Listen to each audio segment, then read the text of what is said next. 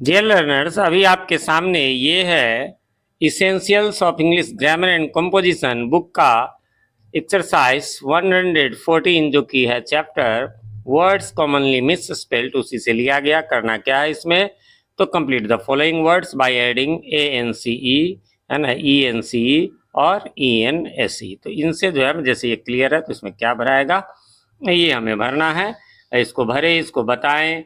उससे पहले बताना चाहूँगा कि अभी ऊपर आई बटन में आपको लिंक नज़र आ रहा होगा इसी बुक के पिछले एक्सरसाइज का, मीन्स एक्सरसाइज 13 का। यदि आपने उसे नहीं देखा है तो क्लिक करके आप वहाँ से देख सकते हैं। उसमें जो है थोड़ा सा इसी चैप्टर का था, लेकिन बहुत ही जानकारी भरा वो भी एक्सरसाइज है। वैसे यदि आप इस बुक के सारे एक्सरसाइज को देखना चाहते हैं तो उसके लिए भी आपको जो है वो लिंक ऊपर आई बटन में मैं दे रहा हूं। तो वहां से थोड़ी देर बाद आपको एक लिंक नजर आएगा, वहां से जा करके आप जो है वो क्लियरली वहां से सारे एक्सरसाइज आपको अभी तक के ऑल 1 से लेकर 113 तक के मिल जाएंगे। बाकी भी जो बनेंगे वो वहीं आ जाएंगे। इसके अलावा एक इंपॉर्टेंट ग्रामर टॉपिक्स के नाम से भी एक प्लेलिस्ट मिलेगा। उसमें आपको tense, voice, narration, noun, pronoun, verb, adverb, adjective जैसे इंपॉर्टेंट ग्रामर टॉपिक्स के आपको एक्सप्लेनेशन वीडियोस मिलेंगे। वो भी बिल्कुल एकदम जीरो से लेकर के एडवांस लेवल तक के, जहाँ पर बिल्कुल आप आसानी से लेकर के और एडवांस लेवल, कंपटीशन लेवल तक का सीख सकते हैं। जैसे टेंस कैसे पहचाने, टेंस में कौन सा वर्ब कहाँ लगेगा, हिंदी की पहचान कैसे है, कैसे एक्टिव से पैसिव वॉइस में चेंज करें और कैसे डायरेक्ट से इनडायरेक्ट स्पीच में चेंज करें, तो इन सब से रिलेटेड मिल जाएगा। इसके अलावा हमारे चैनल पर जितने भी बुक्स के सॉल्यूशन मिलते हैं उन सब के बुक्स के नाम से ही प्लेलिस्ट आपको नीचे डिस्क्रिप्शन में भी मिल जाएगा। जैसा कि आप में से यदि हमारे रेगुलर व्यूअर होंगे तो उनको पता होगा, हमारे चैनल पर बिहार बोर्ड के 11, 12 और सीबीएसई के क्लास 8, 9, 10, 11 और 12 के कंप्लीट मतलब इंग्लिश सब्जेक्ट का कंप्लीट सॉल्यूशन मिलता है। तो वहां से आप देख सकते हैं उन सब के लिस्ट को। चलिए अब इसको शुरू कर लेते हैं। तो पहला, जैसा कि आप देख सकते हैं यहाँ पर है क्या, तो क्लियर। क्लियर में जो है वो क्या लगेगा, तो आंसर में दिया हुआ क्लियरेंस है ना, ए एन सी लगेगा। इन वर्ड्स को देखिए, इसका कोई ऐसा नहीं है, ये तो स्पेलिंग है, ये तो सही कहें तो आपको रटना ही पड़ेगा, क्रैमिंग ही क्रैम करना होगा। ठीक है। जैसे अगला है आपको सस, तो सस्पेंस। अब ये बड़ी बड़ी देखिए ये कंफ्यूजन है, कहाँ ए एन सी लगाए कहाँ ई एन सी, है ना। तो इस पर ध्यान देने की आवश्यकता होती है और इसीलिए निश्चित रूप से इसे आपको एक तरह से कहे तो क्रैम करना होगा, यानी कि रटना पड़ेगा। अगला है आपका प्रेट। तो प्रेट से क्या बनेगा, प्रिटेंस बनेगा। अब ऐसे तो कहेंगे सर प्रिटेंड हो सकता है, नहीं हो सकता, क्योंकि हमें तो तीन ही चीज लगाना है, ई एन सी या ई एन एस सी या फिर ए एन सी, है ना। इसी हिसाब से लगाना। जैसे गाइड है तो मतलब गिड वैसे कहेंगे है, तो यहाँ गाइडेंस में ए एन सी लगेगा।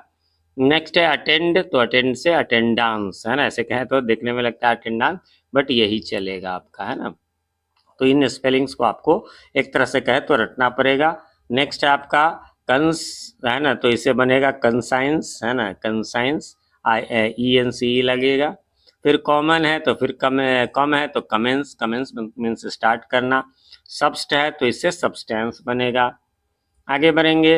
अगला है जी आर आई भी ई, तो क्या बनेगा इससे, इससे बनेगा ग्रीवांस, है ना। ग्रीवांस बहुत सावधानी बरतने की आवश्यकता होती है ना। ये है अलायंस, है ना, अलायंस मतलब समूह होता है।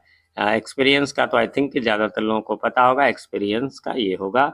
नेक्स्ट बढ़ेंगे हम लोग अकर, है ना। तो अकर से क्या बनेगा, अकरेंस। तो अकरेंस में ई एन सी ई लगेगा। ठीक है। एक्सेप्ट में ए एन सी ई लगेगा। ये सब रटने की बात है, इसका ऐसा कोई खास रूल नहीं होता। एग्जिट से क्या बनेगा, एग्जिस्टेंस बनेगा। नेक्स्ट है आपका प्रिजर्व। तो प्रिजर्व से प्रिजर्वेंस बनेगा। ठीक है। रेफर, रेफर से रेफरेंस, ई एन सी ई लगेगा, है ना। डी ई एफ आई से डिफियंस, है ना, डिफाइंस, ए एन सी लगेगा। नेक्स्ट बढ़ेंगे हम लोग इन्फ्लू। तो इन्फ्लुएंस से इन्फ्लुएंस बनता है, इसी से इन्फ्लुएंसर बनता है, आप लोग जानते ही होंगे। अपियर में अपियरेंस, ए एन सी लगेगा। प्रेफर में प्रेफरेंस। ऐसे ना याद हो तो आप उसका उच्चारण कुछ ऐसे ही कर लें, आंस एंस, है ना, तो भी याद हो जाता है। नेक्स्ट है आपका एविड। एविड से evidence, E N C. Inter से इंट्रांस, है ना, ए एन सी। रिमेंबर से रिमेम्बरेंस, इसमें भी ए एन सी। नेक्स्ट है अलाउ, है ना, तो उसी से बना है अलाउंस, है ना, अलाउंस में भी ए एन सी। अस्योर है तो assurance, A N C. N U I S है तो इससे न्यूसेंस, है ना, न्यूसेंस क्रिएट करना, तो उसमें भी ए एन सी लगेगा। नेक्स्ट है आपका इग्नोर। तो इग्नोर का जो है वो वैसे ही लगेगा, इग्नोरेंस, ए एन सी। इंटरफर तो इंटरफेरेंस, ENC इसमें लग जाएगा, है ना। अब यहाँ 2 बार दे दिया, इसलिए लिख दिया हमने कि सेम आंसर है 28 ए बुक में आपको ये 2 बार दे दिया गया है ना। तो अब चूंकि क्वेश्चन नंबर गड़बड़ाए नहीं, इसलिए सेम रहने दिया हमने। फिर आपका लास्ट है रिसेम्बल से क्या बना है, तो रिसेम्बलेंस बना है ना, रिसेम्बलेंस जो मिलता जुलता होता है। तो फ्रेंड्स इस प्रकार से यहाँ पर ये एक्सरसाइज समाप्त हो गया। उम्मीद करता हूँ आपने मिला लिया होगा, आपको कन्फ्यूजन नहीं होगी। फिर भी किसी प्रकार का कोई कन्फ्यूजन हो तो आप कमेंट करें, मैं रिप्लाई जरूर देता हूँ, थोड़ी देर से ही सही बट मैं रिप्लाई जरूर करता हूँ। कमेंट में यदि आप क्वेश्चन लिख देंगे तो मेरे लिए आसान होगा, वरना फिर बुक निकालो, एक्सरसाइज निकालो, क्वेश्चन निकालो तो थोड़ा सा टाइम कंज्यूमिंग हो जाता है। एक रिक्वेस्ट भी है लेकिन उससे पहले आप कमेंट कर दें। एक रिक्वेस्ट ये है, यदि आप चैनल पे नए हैं या चैनल को आपने सब्सक्राइब नहीं किया है तो प्लीज़ इसे सब्सक्राइब कर लें और साथ में नोटिफिकेशन बेल में ऑल को प्रेस कर दें, जिससे कि हमारे आने वाले वीडियोज सबसे पहले आप तक पहुंच सके और पहले के वीडियोज आपको ढूंढने में आसानी हो। साथ ही मैं आप सबके लिए जो है इंग्लिश का कंप्लीट सॉल्यूशन लेकर आता हूँ, CBSE के NCERT बुक्स के क्लास 8 से लेकर 12 तक और बिहार बोर्ड के 11 और 12 का। तो उनमें से किसी भी क्लासेस में आप पढ़ते हैं या पढ़ाते हो तो सब्सक्राइब जरूर कर लें। और वीडियो पसंद आए तो लाइक करें, ना पसंद आए तो बेशक डिसलाइक करें, और जो पसंद आ जाए तो अपने नियर एंड डियर वंस के साथ इसे शेयर करना ना भूलें। मैं प्रभात कुमार सिंह मिलता हूं आपसे अपने इसी चैनल PK मंत्रा इंग्लिश क्लासेस के किसी अन्य वीडियो में। तब तक के लिए हैव अ नाइस डे।